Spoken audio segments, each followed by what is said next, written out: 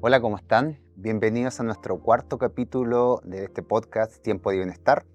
Hoy día tenemos como invitada a Constanza Farías, abogada, diplomada en Derecho en Familia y Niños y Niñas Adolescentes y Mediación, y madre de un niño neurodivergente.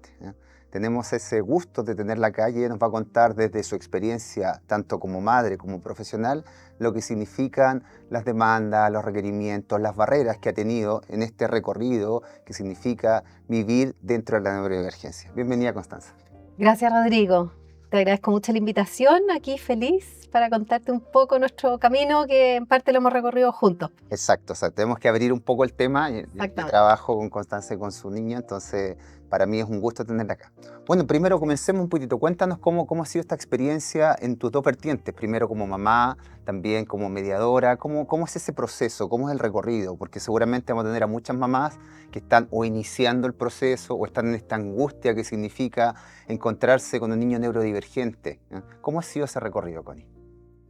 Mira, para mí ha sido el mayor dolor en su momento, o sea, de difícil, digamos, y de duro, y el mayor regalo que he tenido en mi vida.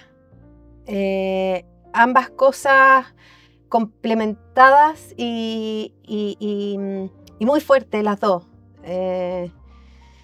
Ha sido un proceso largo, un proceso demasiado enriquecedor, que parte con un diagnóstico y con solamente incertidumbre. Entonces, yo creo que la incertidumbre es lo más matador en este tipo de experiencias, que finalmente, como te dije, es el mayor regalo que he tenido en mi vida. Y cuéntanos, ¿cómo fue tu recorrido? Porque claro, te encuentras con esta situación a la cual ninguna familia está preparada, ¿eh?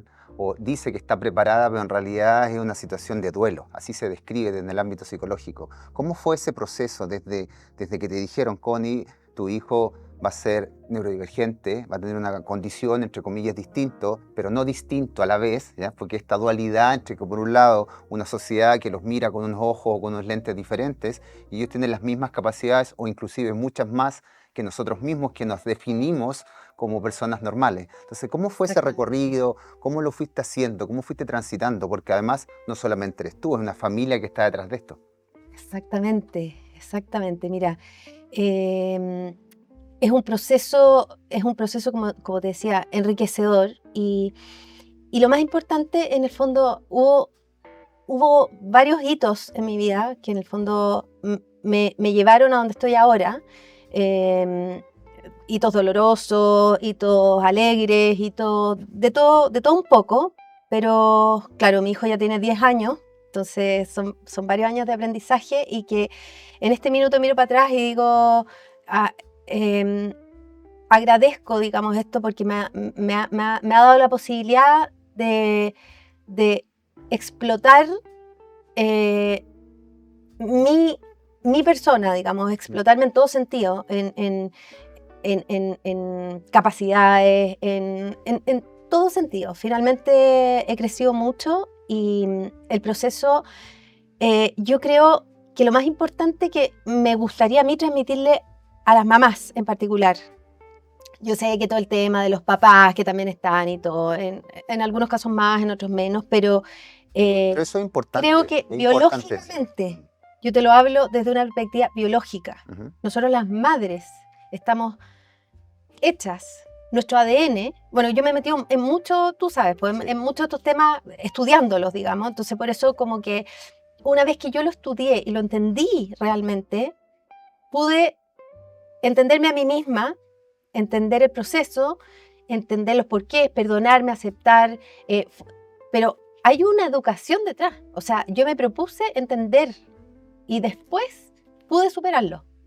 Antes no, o sea, yo no habría podido, ni con todo el cariño del mundo, ni con toda la ayuda del mundo, yo sin, en el fondo, haber estudiado y haberme informado y haber entendido racionalmente qué me pasaba a mí, desde ahí empecé a sanar, desde ahí empecé a crecer, digamos. Lo otro era sobrevivir.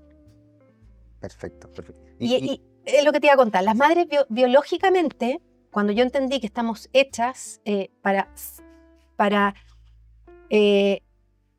continuar la especie, digamos. Ujú. Entonces, el proceso de continuar la especie es salvar a tus hijos, es criar a tus hijos, pero es salvarlo, es mantenerlo con vida, básicamente. Entonces, cuando te dan un diagnóstico, una noticia, cuando tienes, no sé, un niño, un accidente, un diagnóstico que le va a dificultar su vida, etcétera, es un trauma. Es un trauma para una mujer, y lo que implica un trauma es algo biológico. O sea, la mujer sufre un trauma, a diferencia, no quiero generalizar, pero a diferencia de los hombres, el trauma de la mujer es visceral, es del ADN. O sea, es un trauma en el fondo que no es psicológico, la pobrecita mamá que está con pena. No es eso. Entonces, las mamás, como a mí lo que me gustaría transmitir es como esa certeza de que la mamá que está burnout, que está triste, que no puede, no es que no quiera, es que realmente su cuerpo se lo impide. Está en un proceso de aceptación, en un proceso que si la mamá, de sobrevivencia. O sea, en el fondo nosotros, en vez de responder ante, cuando tenemos un trauma, en vez de responder, nosotros reaccionamos, que es una gran diferencia entre Exacto. responder y reaccionar.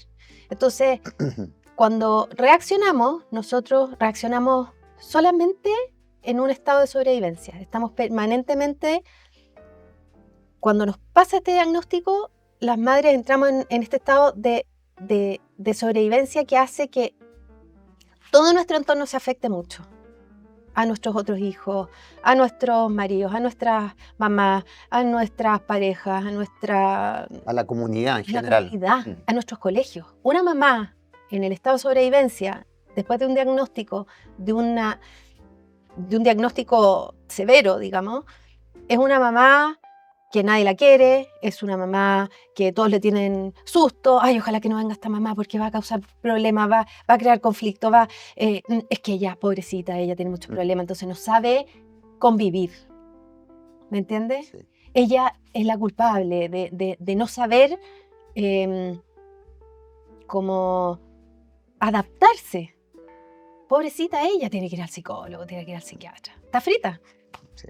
Entonces, ella es la conflictiva, ella es la todo. Pero la sociedad y las mamás, las propias mamás, no entienden, o la mayoría no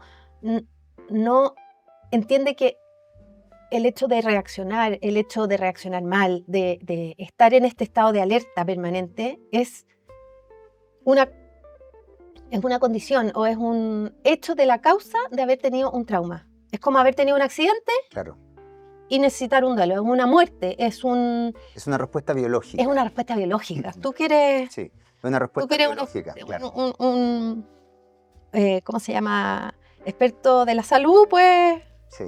puedes No, ayudarme con eso. se entiende muy bien porque, y de hecho es muy interesante lo que estás diciendo, porque muchas mamás sienten esta sensación de culpa, que vamos a ahondar un poco en ese proceso, y tú creo que has puesto un tema relevante para todas las familias y todas las madres en particular, este hecho de que no hay una culpa, hay un estado de supervivencia, de mantenerme como sea, y eso, claro, no es que esté racionalizando o esté llevando a cabo como una toma de decisiones tan certera, a veces Para puede nada. ser bastante errática. Y en ese ensayo y error, claro, voy tratando de salir, pero necesitamos ese proceso. No hay una respuesta largoplacista en ese estado. No hay una respuesta resolutiva en ese estado. Hay una respuesta corta, inmediata, muy extrema. Hay una respuesta,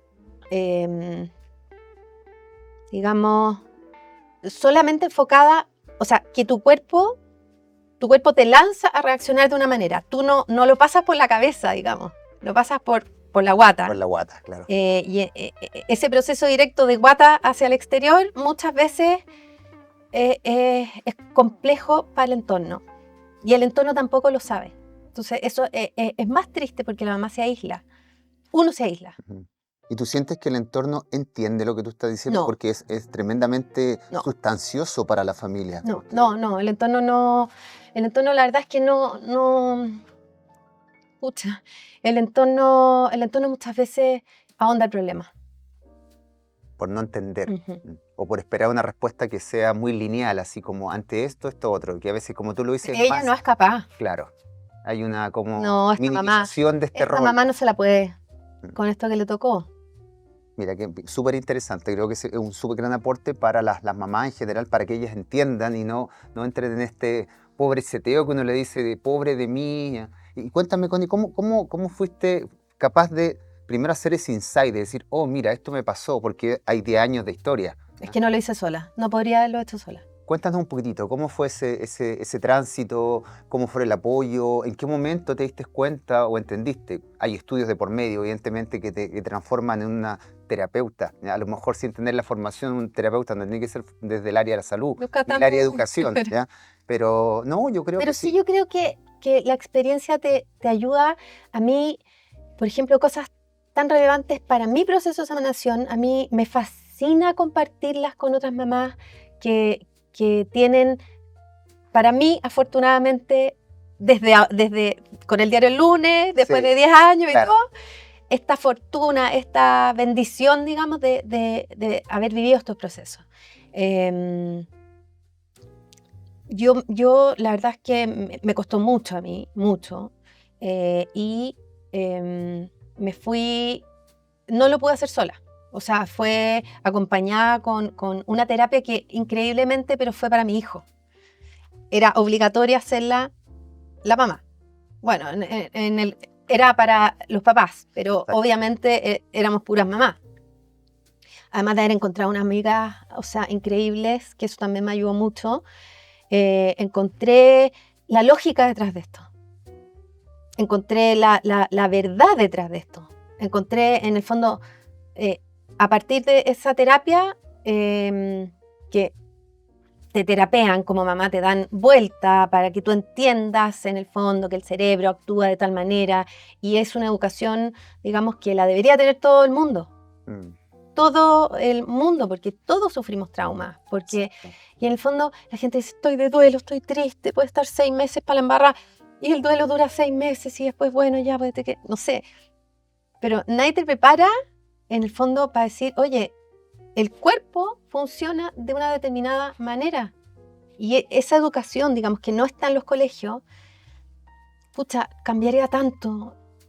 O sea, yo creo que yo he tratado de transmitirle a mis niños, pero yo no soy educadora, entonces Pero tienes la vivencia. tengo la Y yo creo que vivencia. ese es el gran aporte y lo valioso de tenerte acá. ¿Ya? A veces el aporte de la primera persona tú lo vives, ¿ya?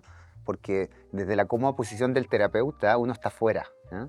Que yo siempre lo discuto con las personas. Digo, claro, porque yo me voy a mi casa, yo me voy a otro lado, pero no tengo que vivir ese 24/7 que tú lo tienes. Claro. Entonces la dinámica del día a día te transforma en esta persona resiliente, mucho más racional, Ahora, emocionalmente ahora, controlada, claro, sí, pero eso es importante, pero hay un proceso, un proceso. es un proceso. Y antes de entrar como en las preguntas, hay un tema que para mí es doloroso porque representa mi género, ¿ya? Tú siempre hablas así como y lo dijiste recién, de las mamás versus los papás.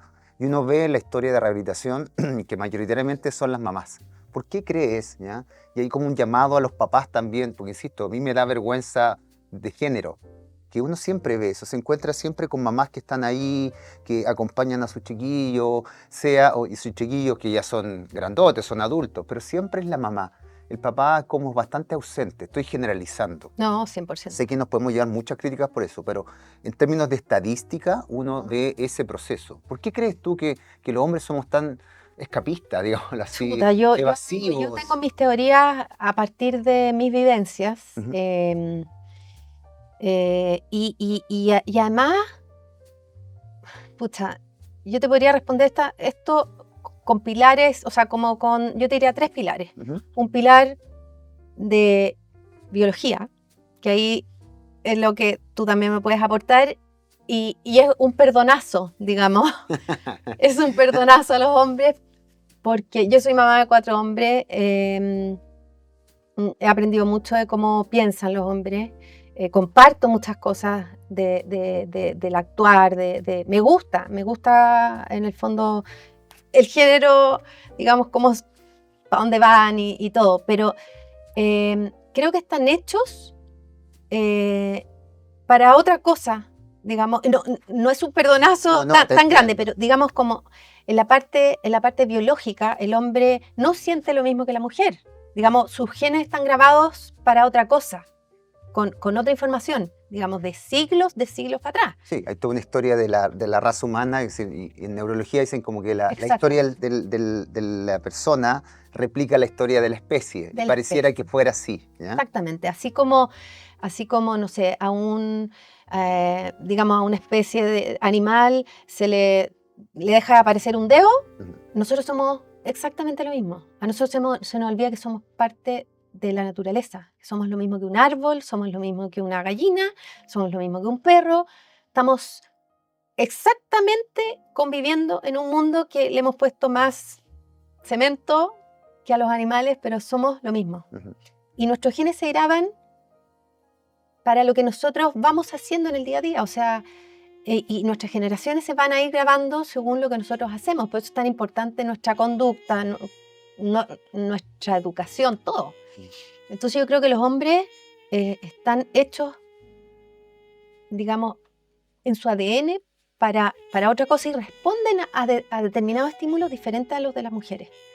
Eso no significa que con la educación emocional, como hemos hecho nuestra sociedad, tengamos roles importantes.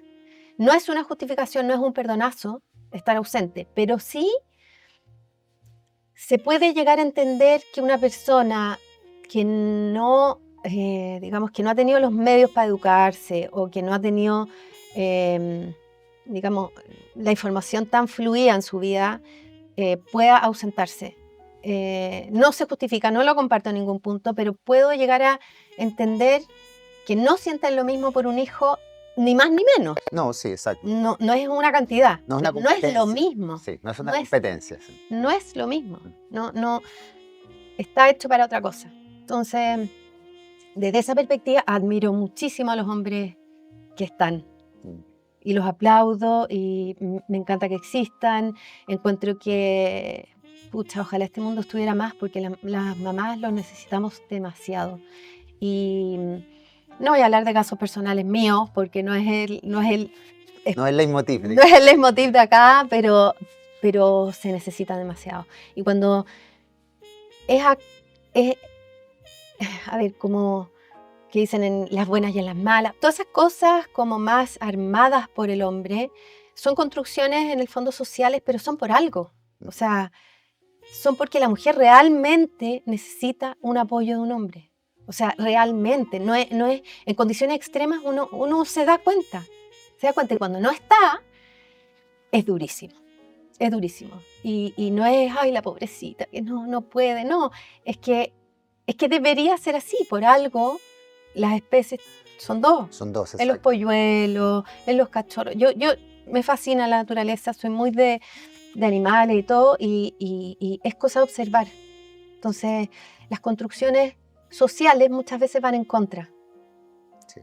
Uno, cuando se conecta con la naturaleza, entiende más cosas de las que uno cree, si es que está abierto a sentirse parte de un todo, digamos, vivo. Somos hechos de lo mismo que están hechos todos los animales. Entonces no podemos tampoco estar tan ajenos a eso. Mira qué importante, parece que es más simple de lo que pareciera. 100%. Es más simple y nosotros lo complejizamos ya con estos roles, estas funciones, estas cosas medias separadas. Ojalá haya quedado bien claro ese mensaje. Creo que es importante que exista este apoyo, como tú lo dices. Te voy a hacer algunas preguntas como para ir guiando eso. Cuéntame un poquitito cuál crees tú que es el rol de la familia en un concepto ampliado en este proceso de rehabilitación, que tú lo viviste. ¿Cómo sientes eso? Yo, como te decía, creo que la familia es fundamental. O sea, en mi caso, yo tuve a mi mamá al lado estos 10 años, como un roble al lado, prendiendo las velas, tocando la campana, haciendo todo así, toda la misa entera y viendo la plata. O sea, y de verdad que, como te digo, mujer también, en este estado como de sobrevivencia permanente que es cortoplacista, es resolver, y increíblemente, pero es la mamá. O sea, ahí está la mamá y la mamá uno sabe que va a estar y uno sabe que pucha, en circunstancias así duras, la familia es Sí. impactantemente importante. Lo que pasa es que las mujeres que estamos en este proceso sin saber que estamos viendo un trauma, no pedimos ayuda, nos vamos para adentro, somos incapaces de ver la realidad. Digamos, la realidad externa, uno se va para adentro. Este problema te copa tu entendimiento, Te absorbe. te absorbe. Y pongamos también los hermanos, porque un tema en general cuando se habla de neurodivergencia, muchas veces los hermanos quedan un poco así como a la deriva, ¿ya? Tú tienes 4 niños, ¿ya? Entonces también a ver qué nos comentas de eso, porque uno ve habitualmente que después el hermano está en esta cosa dual de que por un lado quiere a su hermano, pero por otro lado lo odia porque me quitó mi mamá, me quitó mi papá, me quitó mi otro hermano, me quitó mi abuelita. ¿Cómo ves el rol del hermano para también empoderar un poco esa función?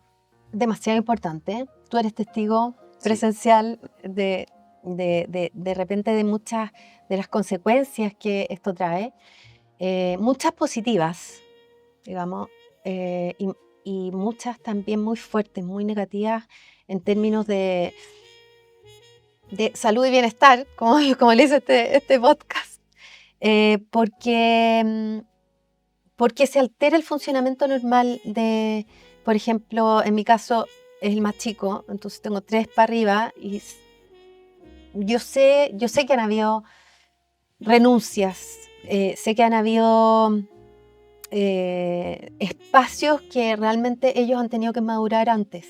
O sea, yo, por ejemplo, no sé, me tuve que ir, la primera terapia que le hice a mi hijo en Estados Unidos, me tuve que ir em, con el más chico y me tuve que ir con mi ayudante, que tenía 12 años en ese minuto, mi puntal, o sea, y a los 12 años él cocinaba, lavaba ropa, se quedaba solo en un departamento en otro país, ni siquiera con celular, o sea, con un teléfono ahí que él podía llamar a celular, pero en realidad en pandemia, haciendo clase online, con 12 años.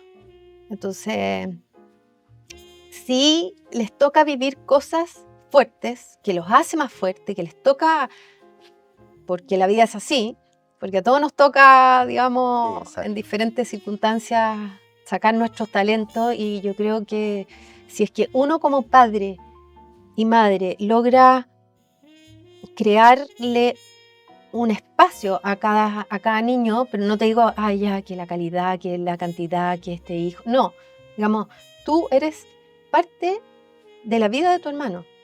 O sea, esta familia, digamos, no es solo el niño con neurodivergencia. Exacto. No se agota ahí. Y las mamás, por este estado de permanente reactividad y de estar en esta sobrevivencia permanente, estamos enfocadas solo en ese hijo. Y lo que le pase al otro, pucha, que se la arreglen, Pero yo creo que lo que conversamos antes de entrar Sí. al programa, a todos nos puede pasar Sí. ir caminando por la calle, tropezarse, pegarse en la cabeza y quedar con un problema que te traiga problemas para la vida. Entonces, Exacto. vamos todos para allá, digamos, para la vejez. Alguna cosa nos va a pasar en la vejez. Si tenemos la suerte de que no nos pase nada en el camino a la vejez, te fijas, yo siempre lo hablo con mis hijos, les digo, o sea, y la falta o sea, la falta de independencia de uno de los hijos, hoy, digamos que me absorbe a mí como madre a estar con este hijo que necesita más. Claro. Ellos tienen que proyectarse, es harto lo que uno les exige, pero tienen que proyectarse que digamos, espacio absorbido por este hijo es para la independencia de ellos también, en el futuro. Mira, qué interesante cómo lo visualizas, porque de repente, claro, uno si pudiera, y eso lo has verbalizado con tu otro hijo, Sí, ¿cierto? siempre se los digo. Porque lo que ocurre es que muchas familias no lo dicen, entonces este otro chico queda como un poco a la deriva y se siente como este desalojo. Exacto. Me desalojaron, cuando en realidad no te desalojaron. Si lo inviertes el proceso y lo declaras, creo que sería súper productivo para los hermanos. Súper.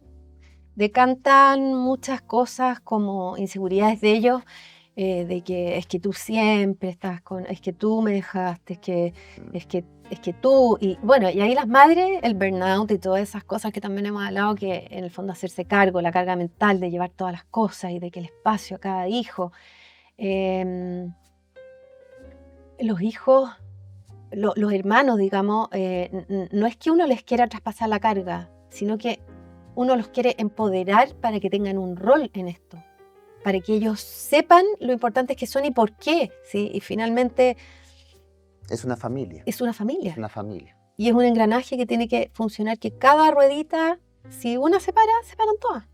Entonces, esa ruedita es igual de importante que la mamá, finalmente. Exacto. Mira, qué bonito ese mensaje, ese modelo, yo creo que esa metáfora es muy buena, de entender que cada integrante cumple un rol y si alguno de ellos falla, este sistema no anda. No anda. Independiente de que sea a lo mejor el que requiere más o que el otro requiera en otro momento, pero saben que es un engranaje. Creo que Exactamente. es un muy buen mensaje para la gente, que entiendan el concepto de un todo. ¿Mm? Exactamente. Exacto.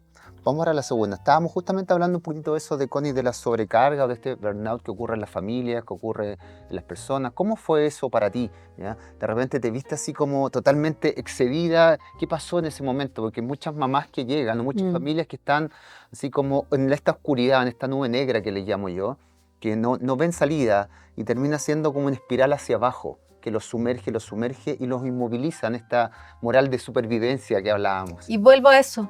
O sea, mi respuesta vuelve al estado de sobrevivencia que es la nube.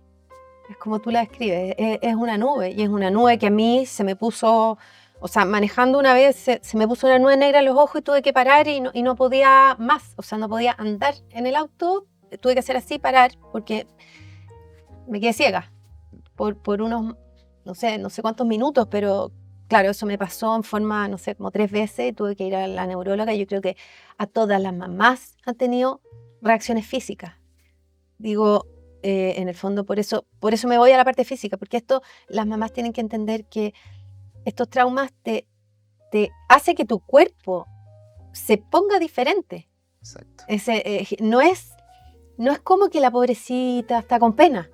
O sea, no tiene nada de eso. O sea, la pena es momentánea, los sentimientos, sí, hay sentimientos, pero la gente tiende a generalizar ese sentimiento como un estado permanente, ¿ya? Y dicen, yo no puedo salir de ese estado de tristeza. Y no, tu cuerpo está en duelo. Tu cuerpo, el duelo es un duelo cerebral, neuronal. O sea, no es un duelo, de pena, de tristeza, no.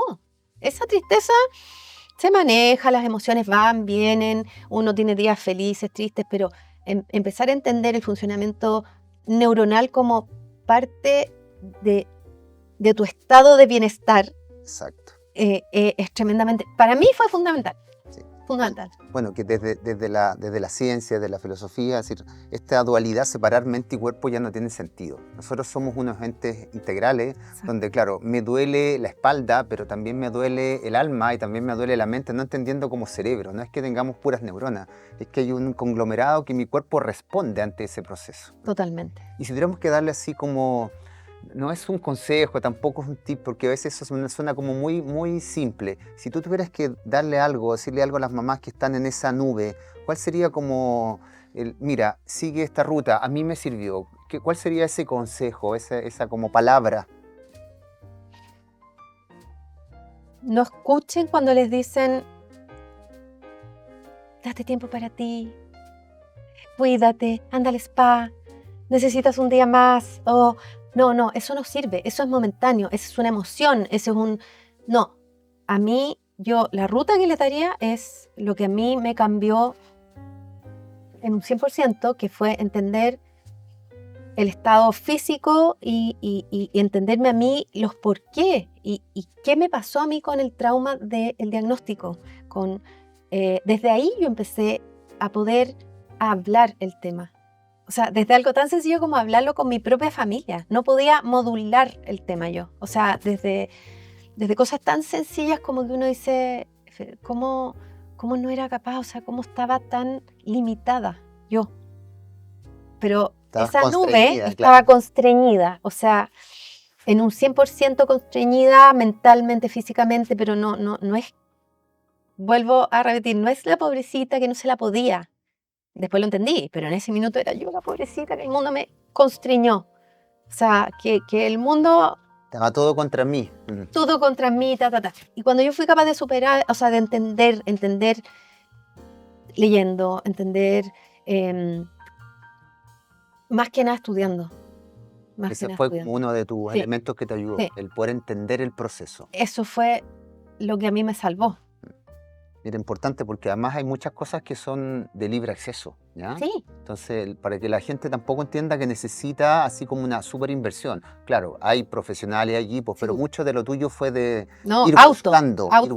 sí. Y como te digo, estas terapias también de gente como tú también, que eres parte del proceso, que ha sido también un gran puntal en mi vida, Rodrigo, tengo que decirlo aquí en el programa, que en el fondo, cuando uno se encuentra con este tipo de personas iluminados como Rodrigo, para estos temas, uno dice, chuta, es una comunidad de gente de verdad, de gente que lo ha pasado mal y tú como terapeuta en el fondo sostienes en gran medida a mucha gente y este mismo programa, digamos, son luces de esperanza que uno dice, pucha, qué ganas de poder comunicar las experiencias positivas y salir de la nube y entender que somos madres y familias, que todos tenemos problemas y que finalmente en la medida que uno, no sé, siga su propio proceso, que bueno, en este caso el mío fue estudiar y Claro. tal vez como entender, tal vez otra mujer lo va a hacer yendo a terapia, pero, pero el consejo es ese, o sea, perdonarse y aceptar no se da sola. Uno puede pasar toda la vida en la nube, Exacto. toda la vida. Si uno no es capaz de visualizar y para visualizar uno tiene que tener un despertar, tiene que tocar puertas, tiene que tratar de salir de esa nube de constricción y pedir ayuda, preguntar, estudiar, abrir un poco más la nube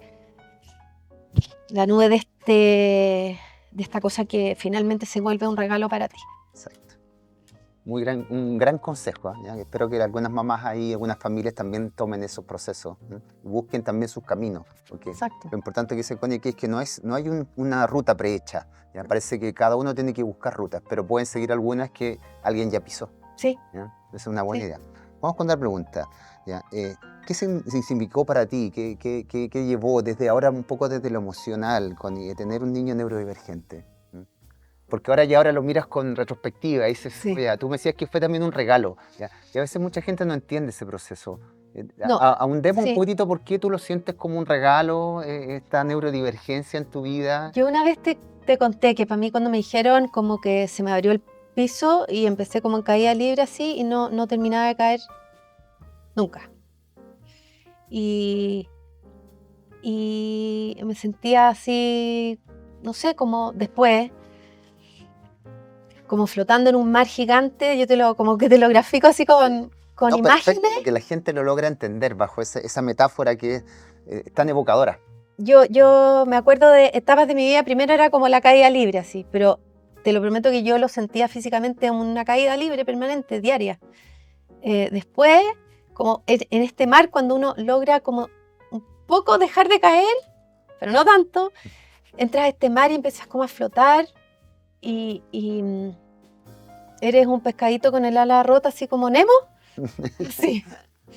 Y tratas de remar así con una alita y realmente lo único que haces es andar para atrás y que te lleguen las corrientes y como no, estás súper perdido.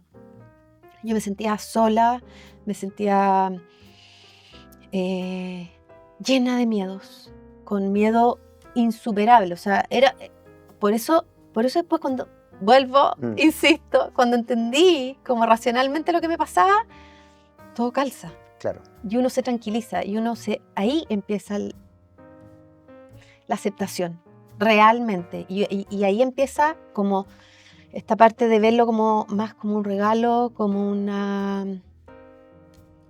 la experiencia más profunda que le puede tocar a una madre, digamos, como el hecho de que te digan, no sé, puede vivir, puede morir, y pura incertidumbre, y después tenerlo en tu brazo, y después no se acaba, no se acaba, no se acaba. Y en ese no se acaba, pucha, o no sé, uno encuentra la corriente ahí con el pescadito Nemo y que ya finalmente encontró su camino, pero hay que buscarlo. Y Hay es que una buscar ese corriente que camino. hay que buscarla siempre, porque Siempre. cada año o cada proceso o cada etapa que vas viviendo tu nano significa nuevos desafíos, nuevas corrientes. No es vi la luz y la Claro, vi, no. sí, sí, eso es importante, que también se sepa que tú has tenido diferentes procesos, es decir, No, yo nunca dejo de flotar en este mm, mar lleno de peligros, lleno de miedos, pero con la convicción ahora racional de que yo no era la rota, de que a mi hijo no lo tengo que arreglar, exacto, de que no existe la discapacidad, de que, eh, de que, de que así como te lo grafiqué como un mar, somos todos parte de un mar diferente, de millones de clases de especies, de millones y en una misma especie hay múltiples variaciones. múltiples variaciones. O sea, es cosa de mirar la naturaleza un poco, también me ha servido mucho eso y sentirse parte de, también fue parte de mi sanación. Muy bonito esas metáforas que estamos dejando. Creo que a la gente le va a dar mucho sentido. Vamos con otra pregunta, que es una pregunta vinculada al entorno, que nosotros también lo hemos vivido juntos. Sí. ¿Cuáles crees tú que fueron las principales barreras, ya? Barreras del entorno, barreras de la educación, barreras en salud, barreras sociales con las cuales tú tuviste que lidiar o tienes que lidiar, ya, en este proceso de que la gente entienda, como muy bien decías tú, que no lo rotulemos así como, la persona con discapacidad, el diferente, el distinto, el con menos capacidades, porque hay todos unos prejuicios ahí que hacen que tú, yo, los que trabajamos en estos procesos, tengamos que lidiar con unas montañas enormes. ¿Cómo lo ves tú? Cuéntanos desde tu experiencia cuáles han sido Tú lo esas barreras. dijiste tal cual. Yo creo que lo graficaste muy bien, Rodrigo. En el fondo, estas montañas gigantes son las discapacidades sociales, o sea, de el resto, o sea, de la sociedad, digamos. No, yo me siento parte de la sociedad y en el fondo, pero sí desde otra vereda uno se da cuenta de que uno les mira como, ay, ellos, pobre familia que tienen un problema. No te das cuenta de que lo que conversamos, o sea, somos todos parte y a todos nos puede pasar y basta que te falle un cablecito para que tu cerebro deje de funcionar como querría la sociedad y bueno, es un problema gigantesco social. O sea, se corta para mi gusto este sentirse parte de un todo para, si no funciona productivamente, esta persona no sirve. O sea, y es una cosa demasiado arraigada en la mente de las personas y que cuando uno logra mirarlo desde tu experiencia propia y personal, dices, Dios mío, ¿cuántas veces Lo hice yo. lo hice yo? Mm. ¿Cuántas veces yo miré a una fe pobre? O sea, no, ya te puede dar pena, pero es que no estamos ajenos a eso. No somos espectadores, somos parte. Entonces, cuando el mismo tema de la inclusión que nosotros tanto queremos también Sí, tanto estamos lidiando en ese proceso. lidiando y con ganas, Rodrigo quiere hacer un diplomado que yo estoy ahí esperando para tomarlo y tantas cosas que a uno se le ocurren ahora y que esa barrera es impactante. Esa barrera yo diría que es impactante. O sea, la gente, somos tan buenos en este colegio y somos inclusivos. O sea, ¿inclusivos de qué? O sea, si somos todos diferentes.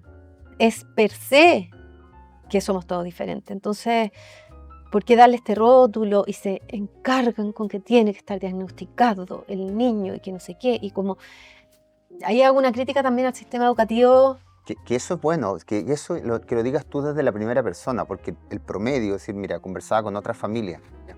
Y una mamá lleva, no sé, tiene un niño de la misma edad del tuyo y lleva 9 colegios. 9 colegios. Entonces no puede ser que un niño tenga que transitar en 9 colegios y en 9 colegios le digan, sabe que mejor sáquelo, ¿ya? Y estamos supuestamente bajo los aleros de ciertas leyes, ciertos paradigmas nuevos, pero tú que lo vives desde la primera persona, ¿en realidad sientes que Chile va hacia ese lado o es solamente un papel muy bonito que se pone en la entrada de un lugar y que... Yo siento que está en pañales. Yo siento que es absolutamente todavía un papel que comparativamente con países, por ejemplo, como Canadá, que es un ejemplo, Sí. digamos, a seguir, países europeos también, pero sobre todo saco el ejemplo de Canadá, que en el fondo hay tantas cosas que sacar que uno dice, es que acá ni a 100 años, o sea, no se ve ni asomo de algo similar y estando los recursos en buenos colegios, en mi experiencia personal, gracias a Dios, que tengo una suerte gigante porque mi hijo está en muy buenas manos, pero experiencias cercanísimas y experiencias tanto de los profesionales como de los padres, de los otros niños, que uno dice, y ahí viene todo el tema también de la convivencia escolar, Exacto. que está marcada mucho, mucho en gran medida por la inclusión, porque finalmente cuando existe un niño diferente en cualquier ámbito, Sí. que yo tengo 4 niños, son todos diferentes. Entonces, un colegio, un curso de 25 niños, de 30 niños, 40 niños, uno dice, tiene 2 cupos de inclusión. No, tiene 40 Tiene cupos de 40 cupos, inclusión. exacto. O sea, y cuando la sociedad no lo haga propio, o sea, cuando deje de rotular como inclusivo al que tiene el diagnóstico de, es que eso no va a cambiar. ¿Te fijáis? Y por eso lo veo tan ajeno. Porque la gente lo ve, ahí tienen las 2 sillas de inclusión. O sea, siéntense allá, por favor, para que no molesten tanto, porque los otros quieren aprender, porque los otros son normales, porque los otros van a ser productivos, van a ganar plata. Es un chip que estandarizadamente en el mundo, lamentablemente, es así. Y lo es triste, digamos. A mí me angustia un poco. ¿Y ves alguna luz? Así... La que- gente La gente. así, pum, pum, pum, pum, pum. Esto mismo, o sea, esto, digamos, el querer transmitir, el querer ayudar, el que no todo tenga detrás el maldito dinero, Sí, costo, exacto. el costo que para muchas personas es inalcanzable. Exacto. Y por eso lo veo tan lejos. Y el hecho de los colegios ser como estos refugios para los niños que están tantas horas, como que yo hago un llamado a los profesionales ahí también para que hagan propio la inclusión de 40, la inclusión de ellos mismos. Exacto. O sea, somos todos con cupo de inclusión en este mundo, finalmente. Es un muy bonito concepto. Yo creo que si logramos cambiar ese paradigma de que la gente no se sienta como clase A o clase B o clase Clase A o C, clase B. claro, esta cosa así como dicotómica de que tú perteneces a este grupo y excluyes al otro, ¿ya? Ujú. Y tenemos un discurso público, pero otro privado, genera todas estas discusiones y estas problemáticas. Exactamente. Sí. Y por ejemplo, para no extenderme más, pero sí, a mí me ha llamado mucho la atención, digamos, de cosas de escuchar, de experiencias propias en los colegios, como, es que, mira, Pepito le pegó a Juanito, entonces Juanito se queda suspendido. Y el niño se queda en la casa feliz, o sea, como que todavía hay resabios tan antiguos del concepto de educación y no saben que, no sé, podrían ejemplificar, tomar todas las experiencias de los niños como un ejemplo. Por ejemplo, ya Pepito le pegó a Juanito y Juanito la próxima semana le va a llevar la mochila. O sea, el castigo no es la suspensión, Exacto. el castigo es yo voy y reparo lo que hice. Yo me pongo en el lugar de otro. Yo le voy a llevar la mochila a mi amigo que le hice daño o al niño que le hice daño. El concepto tan errado de suspendido o castigado mirando a la muralla y escribiendo 20 veces, no lo voy a hacer más. Es que eso todavía no, es que eso ya no debería existir. Y eso se debiese transformar en ejemplificación, digamos, para la sociedad. Y si tú lo haces desde chiquititos, esto Claro. va a llegar a ser grande. Tenemos adultos que son mucho más empáticos. Ponte en los zapatos Exacto, de la otra persona. Exacto. Ponte en los zapatos de la persona que tú le hiciste un mal. Ponte en los zapatos de la persona que no puede caminar bien y tú te reíste. Ponte en los zapatos del niño que no entiende las bromas. Exacto, exacto. Toda la razón, Connie, toda la razón. Y una última pregunta, ¿ya? Bueno, hablamos un poquito de la sociedad también, y acotémoslo a la parte educativa, ¿ya? Dado que en términos de educación vamos a tener acá también algunas invitadas que vamos a hablar de ese tipo, pero lo quiero ver desde tu experiencia como mamá, ¿ya? Tú hablabas de los profesores, de este proceso. ¿Cómo crees que podríamos subsanar o ves alguna opción de que en realidad estos colegios permitan estos procesos, faciliten estas instancias, cambien estas visiones así tan sesgadas, tan segmentadoras? ¿Crees que podemos apuntar hacia eso? Porque además estamos limitando a muchos de estos chicos que tienen unas capacidades gigantes, ¿ya? Y uno siempre tiende a ver el vaso medio vacío en vez de ver el vaso medio lleno y explotar esas capacidades especiales que tienen, ¿ya? Completamente. Entonces, ¿cómo ves tú eso? ¿Cómo lo visualizas? Yo, como te digo, lo visualizo bien difícil, acá en Chile sobre todo, un país, digamos, lejos de todo, que tenemos como barreras, así como la cordillera en nuestra cabeza, para muchas cosas. Y eh, yo creo que un colegio, en el fondo, en vez de hacer colegios especiales, ¿por qué no hacemos especial nuestro colegio? O sea, es ir rotando los anclajes que existen en la cabeza de uno, en la cabeza de los profesores, digamos, que un llamado a los profesores que para mí son unos héroes, Sí, digamos, sí. héroes día a día, y que esas mismas personas que están ahí digan, es que no debiesen existir los colegios especiales. O sea, yo quise estudiar esta carrera, yo soy profesor y que eso, digamos, desde la perspectiva también académica, que Claro. se vaya enseñando. O sea, tu diplomado lo encuentro así muy, muy, muy importante, digamos, meter esto como una parte realmente importante de la sociedad. Sí. Que Bueno, se eduque. Sí. Bueno, te quiero dar las gracias y también voy a darme como este lujo, ¿ya? De cederte la cámara, ¿ya? Para que tú hagas también un llamado, dejes un mensaje. Habitualmente dejamos siempre un mensaje porque estamos hablando del bienestar, ¿ya? Y el bienestar en el amplio sentido de la palabra. Entonces creo que es mejor que tú para que le hables a la familia, para que le hables a la mamá, tal vez ese mensaje que siempre lo tuviste, que ahora lo racionalizas, que lo has vivido. La cámara es tuya, ¿ya? Por favor, para que la gente Ya, empatice con tu tema. muchas gracias. Bueno, yo primero darte las gracias, he aprendido mucho de ti, Rodrigo. Ojalá que este espacio también sea un espacio enriquecedor para todas las familias, pero sobre todo para las mamás. O sea, yo les quiero hablar a ellas, Sí, por quiero supuesto.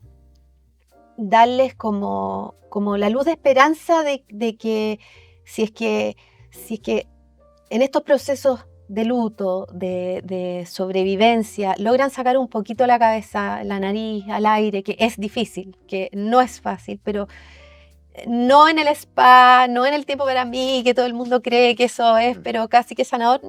Ojalá que eso ocurra en paralelo, pero que las mamás entiendan racionalmente que no es un problema de ellas el no poder más, el estar colapsada. No es un problema de ellas, es un problema de lo que están viviendo.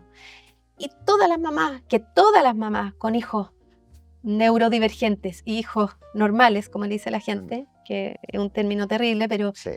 la gente lo dice así, estamos todas expuestas a demasiada presión, a demasiadas cosas. Entonces, como que haya un perdón, que haya una esperanza y que no se sientan ellas las que lo hacen mal o las que los demás las ven como las responsables de. Ellas no lo son. Ellas son las responsables de darle continuidad a la especie. Y en ese sentido somos perdonadas de todo. Te entiendo, Eso es. te entiendo. Bueno, te quiero darte las gracias porque en realidad estamos hablando de un tema personal, ¿ya? Así que muchas gracias por haber venido para acá, ¿ya? Gracias a Un ti. gusto y un lujo tenerte acá, así que agradezco, espero que les sirva a todos ustedes que están ahí, a toda la familia, y los dejo invitados para un próximo capítulo.